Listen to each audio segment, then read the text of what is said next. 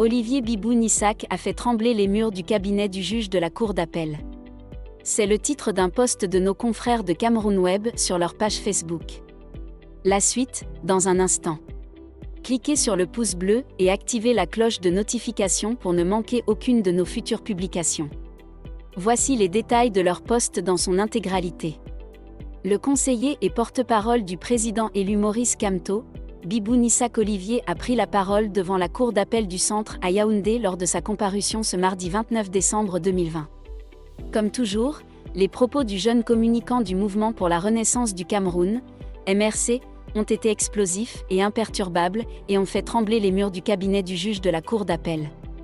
L'audience de ce mardi avait pour motif en appel la demande de libération immédiate, habeas corpus, pour arrestation et détention illégale de Bibou-Nissac Olivier, Alain Foguet et une vingtaine d'autres de leurs codétenus prisonniers politiques. L'affaire a été mise en délibéré pour le 12 janvier 2021. Pour des raisons qui échappent à l'entendement, le président du tribunal de grande instance du Foundi avait déclaré la demande d'habeas corpus sans objet. Nous vous proposons quelques extraits des propos de Bibou-Nissac Olivier.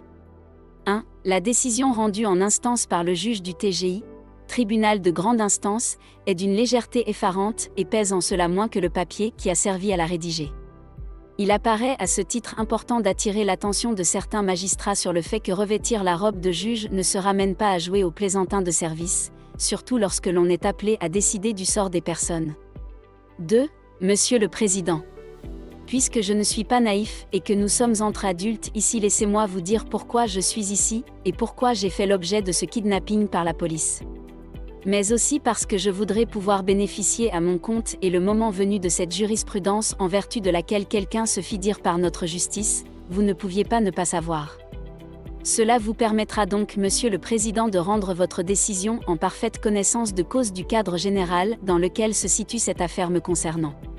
Celui qui a été kidnappé et se trouve devant vous ici, ce n'est pas Bibou-Nissac le citoyen dont le patriotisme est reconnu et apprécié, y compris de ses adversaires politiques. Celui qui est devant vous dans cette affaire, c'est Bibou-Nissac, le porte-parole du président élu Maurice Kamto. C'est celui qui le premier a dit « Paul Biya doit partir ». Et puisque nous y sommes, je le réitère ici avec force devant vous, Monsieur le Président, Paul Biya doit partir. Et je le dis d'autant plus que vous et moi, Monsieur le Président, savons que je ne commets aucune infraction en disant « Paul Biya doit partir ». Je suis donc heureux et le cœur léger de dire ici, à l'abri du droit et de l'arbitraire, Paul Biya doit partir, car ce faisant j'exerce un droit constitutionnel garanti lié à l'expression de mes opinions, le muezzin qui appelle la prière, ou alors l'imam qui la conduit au nom de Allah Akbar, ne sont pas pour autant des terroristes au même titre que celui qui à la tête d'un groupe d'éléments de Boko Haram fonce sur ses victimes, des civils innocents de Kerawa, au cri de Allah Akbar. Vu le profond marasme dans lequel il a plongé le Cameroun, Paul Biya doit partir. 3.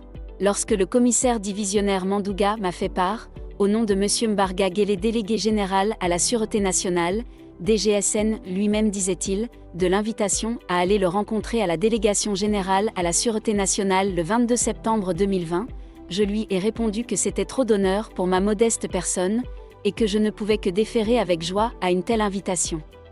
Je l'ai dit car j'étais persuadé que c'était là l'occasion que le délégué général entendait saisir afin de me présenter de vive voix des félicitations qu'il m'avait déjà indirectement adressées via téléphone.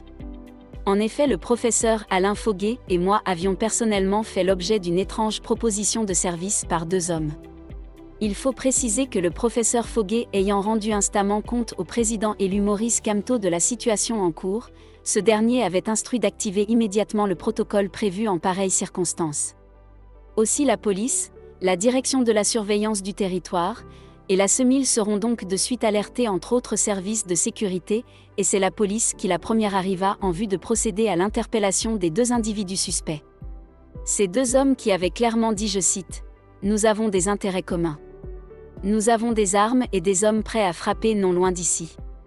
La seule chose que nous voulons de vous, c'est votre accord pour nous parrainer, et que personne ne trahisse lorsque nous aurons commencé les frappes. » Au commissariat central numéro 3 dans lequel avaient été conduits les suspects, nous avons fait l'objet d'une audition sur procès-verbal, PV, le professeur Alain Foguet et moi. Or, comme ma déposition part devant un commissaire divisionnaire, le dénommé Vondo sauf erreur de ma part du commissariat central numéro 3, en fait foi, en répondant à la question de savoir pourquoi le professeur Foguet et moi avions procédé à la mise à disposition de la justice de ces personnes, j'ai répondu que certes je suis un farouche adversaire politique de Paul Biya. Cependant je ne me sens pas l'âme d'un chef de guerre qui veut donc le voir baigner dans son sang tandis que moi enjambant son corps je célèbre joyeusement la prise du pouvoir. Mes convictions personnelles reposent sur le recours exclusif à la non-violence dans le champ politique. C'est d'ailleurs ce qui a motivé entre autres mon adhésion au MRC car son slogan est « Changeons d'avenir dans la paix » et cela coïncide parfaitement avec mes convictions en la matière. Je rajoutais m'inquiéter pour mes proches en imaginant une telle menace peser sur le pays. Ce même soir, nous trouvant à la résidence du président élu Maurice Kamto pour le compte-rendu de cette journée, le téléphone du professeur Foguet a sonné et il nous a dit, avant de décrocher cet appel, que c'était un appel du DGSN en personne. Je l'invitais aussitôt à activer le haut-parleur afin que les personnes présentes, au rang desquelles le président élu Maurice Kamto, moi-même et au moins 2 autres personnes, puissent entendre les dernières nouvelles liées à cette histoire. L'appel décroché le DGSN dit, je cite, y compris en singeant un peu la voix du DGSN avec votre permission Monsieur le Président, professeur c'est du sérieux. C'est du sérieux. Je les ai exploités moi-même. C'est du sérieux. Le chef de l'État me charge de vous transmettre ses félicitations pour ce geste hautement patriotique, fin de citation. Je me disais donc que ces félicitations me seraient ainsi enfin personnellement exprimées, et à juste titre par le DGSN. En lieu et place de la délégation générale, je me suis retrouvé devant le chef de division à la DRPJC, délégation régionale de la police judiciaire du centre. 4. Frissons et effroi, voilà ce que je viens d'éprouver Monsieur le Président. Monsieur le Président, j'ai eu affaire à des policiers et des gendarmes qui m'ont kidnappé et détenu en parfaite illégalité. Jamais, durant tous ces jours de torture morale réitérée que constituait cette détention arbitraire et illégale, je n'ai éprouvé le moindre frisson ou la moindre inquiétude. Cependant, Monsieur le Président, j'ai frissonné et éprouvé de l'effroi alors que me trouvant sur le seuil de votre cabinet, je vous ai entendu dire, je cite, « Le gendarme a fait son travail, le gouverneur a fait son travail et le parquet a fait le sien. » J'ai eu un frisson pour ce blanc-seing accordé à des personnes qui n'ont précisément pas fait leur travail. Le gendarme, le policier aussi, n'a pas fait son travail car son travail est encadré par la loi, et lorsqu'un élément de notre prestigieuse gendarmerie nationale outrepasse la règle de droit dans l'exercice de ses fonctions, alors il agit purement et simplement comme un gangster dont la tenue de gendarmerie apparaît comme un simple déguisement lui permettant de le faire en toute impunité.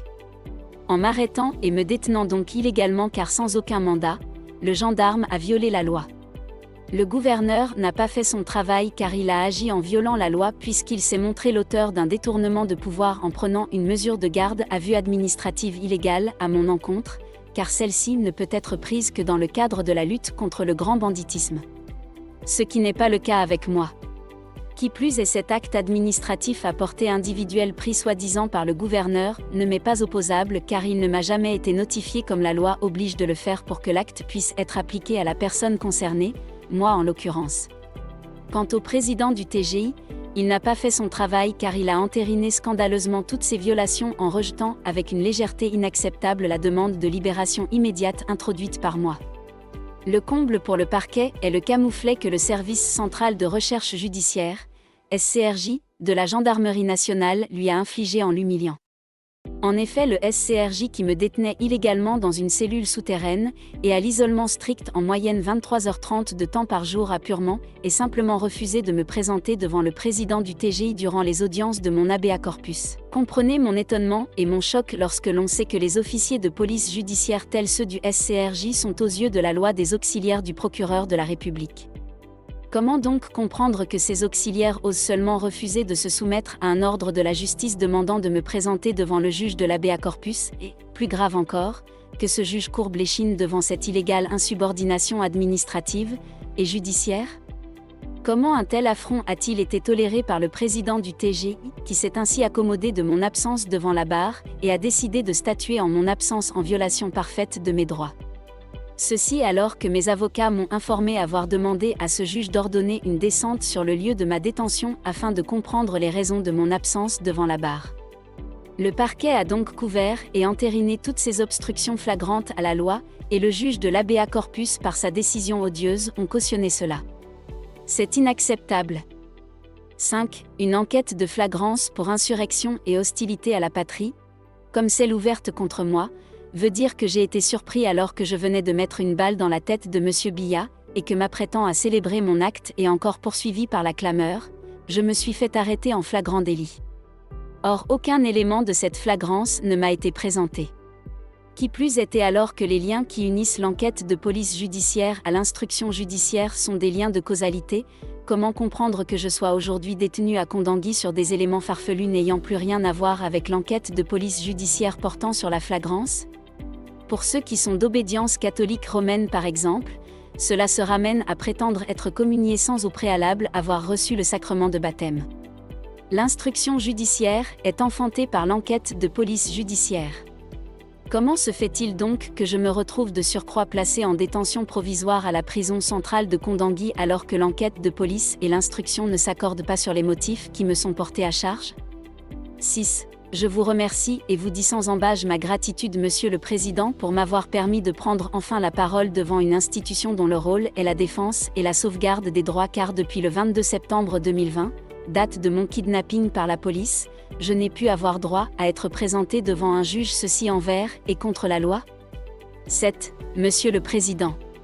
Envoyer un signal aux hommes politiques qui, dépassés par la force de nos arguments dans le débat politique qui nous oppose à eux, décident lâchement de déporter sur le terrain judiciaire cette querelle politique qu'ils ont perdue afin d'instrumentaliser à des fins de règlement de comptes politiques la justice camerounaise.